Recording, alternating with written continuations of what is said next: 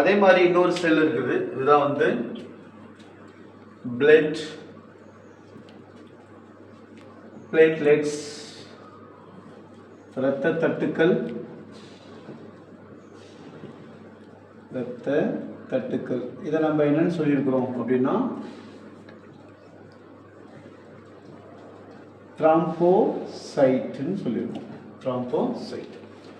So இந்த த்ராம்போசைட் அப்படின்றது இங்கே எடுத்துக்கலாம். இந்த பிளேட்லெட்ஸ் இதுதான் நம்ம த்ராம்போசைட்னு சொல்லியிருக்கோம். த்ராம்போசைட் இது எங்கிருந்து ஃபார்ம் ஆகுது அப்படின்னு பார்த்தீங்கன்னா மெகா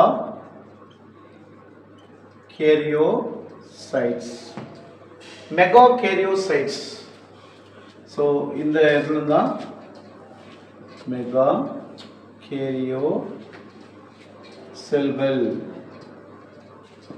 இங்கிருந்து தான் இது ஃபார்ம் ஆகுது. ஒவ்வொன்றுக்கும் ஒரு ஃபார்மேஷன் ஏரியா இருக்கும். அது மாதிரி இது வந்து மெகா கேரியோசைட்ஸ் என்ற செல்களால் இது உருவாக்கப்படுது.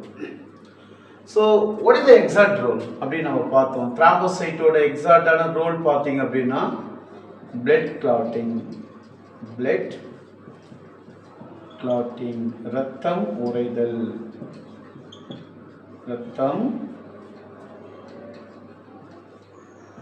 உறைதல் இது அதனுடைய முக்கியமான பணிகளாக சொல்லப்படுது. ரத்தம் உறைதல். எப்படி சார் ரத்தம் உறையுது? நமக்கு இப்போ உடல்ல அடிபடும் பொழுது ரத்தம் உடம்புலேருந்து வெளியேறுது. அது எவ்வளோ நேரம் ரத்தம் வந்துக்கிட்டே இருக்கும்? ஒரு குறிப்பிட்ட நேரத்துக்குள்ள அந்த ரத்தம் நின்று போயிடுது. அப்புறம் வந்து பார்த்தீங்கன்னா அது நின்று போயிடுது. அதுக்கு அந்த ரத்தம் நின்று போகிறதுக்கான காலம் டியூரேஷன். ஸோ என்னென்ன காரணிகள் இந்த ரத்த முறைகளில் பங்கேற்குது, அதான் எத்தனை காரணிகள் பங்கேற்கிறது அப்படின்றத பற்றி உள்ளெடுக்கப்பட்டிருக்காங்க. ஸோ எப்படி இந்த ப்ராசஸ் நடக்குது பாருங்க. ரத்த முறைகளுக்கான ஒரு செயல்முறையை நான் ஒரு ஸ்டேட்மெண்ட், அதாவது பார்த்தீங்கன்னா நிறைய ஸ்டேட்மெண்ட் இல்லாமல் ஒரு சில ஈக்குவேஷன் மாதிரி அதை நான் கொடுக்குறேன், ஈஸியாக ஃபாலோ பண்ணிக்கலாம். ரத்த முறைகளில் முதல்ல என்னன்னா டிஷ்யூ ஃபேக்டர்னு சொல்லுவாங்க. டிஷ்யூ ஃபேக்டர் அதாவது திசு காரணி தோன்றுதல் சொல்றாங்க. நான் ஏற்கனவே சொன்னேன் blood is known as tissue because contains cells. the group of cells தானே டிஷ்யூன்னு சொல்றோம். அப்ப ரத்தத்தை திசுன்னு சொல்றதுக்கான காரணம் ரத்தத்தில் நிறைய செல்கள் இருக்கு. RBC WBC இந்த மாதிரி நிறைய செல்கள் இருப்பதனால ரத்தம் வந்து ஒரு செல், அது திசு அப்படின்னு சொல்லியிருக்கோம். அப்ப டிஷ்யூ ஃபேக்டர்னா என்னன்னா நமக்கு காயப்படும் போது ரத்தம் வெளியிடும். ரத்தம் மட்டும் போகாம அதோட சில ஃபேக்டர்ஸ் கெமிக்கல்ஸும் சேர்ந்தே போகும். அப்படி போனா பிளட்ல அது மாதிரி கலந்து போகும்போது அந்த காயம்பட்ட இடங்கள்ல இன்ஆக்டிவ் கெமிக்கல்ஸ் வந்து ஆக்டிவேட் ஆகும். அது வரைக்கும் அதுக்கு முன்னாடி வரைக்கும் அடிப்படாத வரைக்கும் இந்த ரத்தத்தில் அது என்னவா இருக்கும்னா இன்ஆக்டிவ் காம்பவுண்ட்ஸா இருக்கும். இந்த இன்ஆக்டிவ் காம்பவுண்ட்ஸ் வந்து இந்த செயல்பாடுகளுக்கு பிறகு ஆக்டிவ் காம்பவுண்ட்ஸா மாறும். அதாவது செயல்பாடற்ற பொருட்கள் புரதங்கள் செயல்பாடு தன்மைக்கு மாறும். அப்படி இந்த பொருட்கள் என்னவோ ஒன்று உருவாக்கப்படுது. என்ன ஒரு கெமிக்கல்ஸ் இருக்கும் அப்படின்னா புரோத்ராம்பின் அப்படின்னு சொல்லப்படுற ஒரு இன்ஆக்டிவ் காம்பவுண்ட் வந்து அதுல இருக்கும். அதாவதுங்க ரத்தம் அடிபடும் போது ரத்தத்தோட சில பொருட்களும் இணைந்து செல்லும். அப்ப சில செயல்பாடற்ற தன்மையில் உள்ள பொருட்கள் செயல்பாடு தன்மைக்கு மாறும். அப்படி செயல்பாடு தன்மைக்கு மாறக்கூடிய முதல் பொருள் எதுனா புரோத்ராம்பின். வினை ஒண்ணு. இது வந்து ஒரு செயல்பாடற்ற பொருள். அது வந்து பாருங்க வினைக்கு prothrombin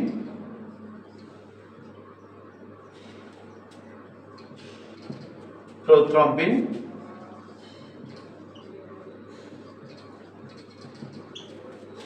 converted into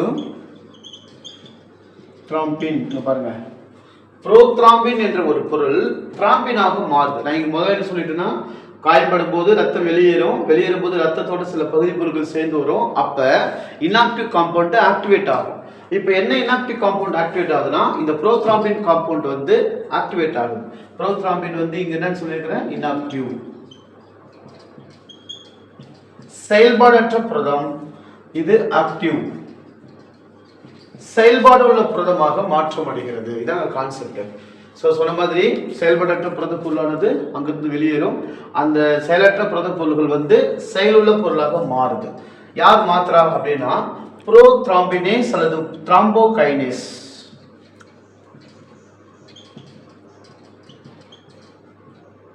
thrombinase or இதுக்கு இன்னொரு பேரு thrombokinase னு கொடுப்பாங்க. kinase thrombokinase எல்லாம் ஒண்ணுதான். prothrombinase அல்லது thrombokinase என்ற நொதியின் மூலமாக prothrombin thrombinaக மாற்றப்படுகிறது. இதோட சேர்ந்து கால்சியம் அயனிகளும் அதுக்கப்புறம் வைட்டமின் கேவும் பங்கேற்குமா. சரி, இந்த கான்செப்ட் எல்லாம் ஞாபகம் வச்சுக்கணும். ரத்தம் நமக்கு உடல் அடிபடும் போது ரத்தம் போகுது, அதோட சில பொருட்களும் வெளியேறும். அப்ப என்ன ஆகுதுன்னா வெளியேறுகின்ற பகுதியில் inactive substances become converted into active substance. அப்ப என்னென்ன கெமிக்கல்ஸ் வந்து inactive இருக்கு நிறைய இருக்குது. prothrombin இருக்கணும், ஃபைப்ரோஜன் இருக்கும், இந்த மாதிரி நிறைய கெமிக்கல்ஸ் வந்து inactive இருக்கும், அது ஆக்டிவேட் ஆகும். அப்ப முதல் கெமிக்கல் வந்து inactive காம்பவுண்ட் வந்து prothrombin, அந்த inactive காம்பவுண்ட் ஆக்டிவாக thrombinaக கன்வெர்ட் ஆகுது. இது யார் கன்வெர்ட் பண்றாங்கன்னா prothrombinase இல்ல thrombokinase என்ற நொதியின் மூலமா இது மாற்றப்படுது. அதுக்கு உதவிகரமாக வைட்டமின் கே மற்றும் கால்சியம் அயனிகள் பங்கேற்கிறதா சொல்றாங்க. மூன்றாவது வினையில் என்ன நடக்குது அப்படின்னா fibrinogen or fibrinogen become converted into fibrin or fibrin. Fibrinogen converted into fibrin. இது யார் கன்வெர்ட் பண்றா சார் அப்படின்னு பாத்தீங்கன்னா thrombin ஒரு என்சைம். இந்த thrombin தான் என்ன ஆகுது அப்படின்னு கேட்டீங்கன்னா ஃபைப்ரினா கன்வெர்ட் பண்ணுது. ஸோ இது ஞாபகம் வச்சுக்கணும். இது கேட்டாங்க இடையில எக்ஸாமினேஷன்ல ஒரு 2 years back was asked by NTA national testing agency. நமக்கு நீட் எக்ஸாம்லேயே கேட்ட கொஸ்டின் தான் இது. So fibrinogen converted into fibrin converted by thrombin.